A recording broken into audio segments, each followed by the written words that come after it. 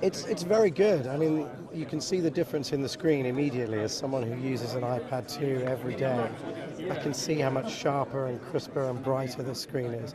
So it's a huge difference. And certainly for people who look at a lot of photographs or even people reading ebooks, the typography is going to be so much sharper and clearer. And I think that's fantastic.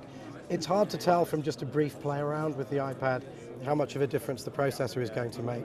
I can see that opening the apps is very fast and the apps themselves are responsive. But where you'll notice the difference is when you start playing some of the more challenging games and so on, and you'll really tell that this can do far more than the iPad 2 could do.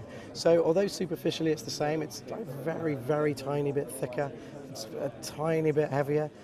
Superficially it's the same, but underneath it's a huge improvement on the device.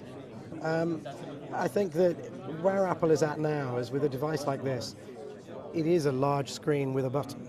Design-wise, there's a limit to how much you can do to make that look different or work differently. So what they're doing is they're changing the features under the hood. They're trying very hard to keep the battery life the same. That was an important point they singled out during the keynote, that the battery life is 10 hours, the same as for the previous models. So they're upgrading what they can while also keeping the performance stable.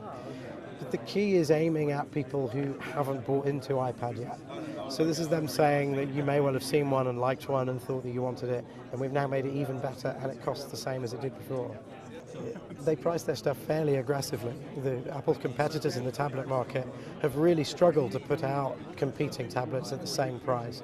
And when they launch new products, they tend to put them out at the same price point as the previous ones. So that's what they've done with iPhone, and they've followed that with iPad now as well. And some people thought iPad 3, some people said iPad HD because of the new screen. What they've done is this is just the new iPad. It's just called iPad. And that follows what they used to do with the iPods. The iPod range, each new one that came out was just the iPod. And it may be because they've realized that this is a device that's going to be around for years to come. So if you want to avoid ending up with the iPad 14 in a few years' time, then it's better just to say this is the iPad.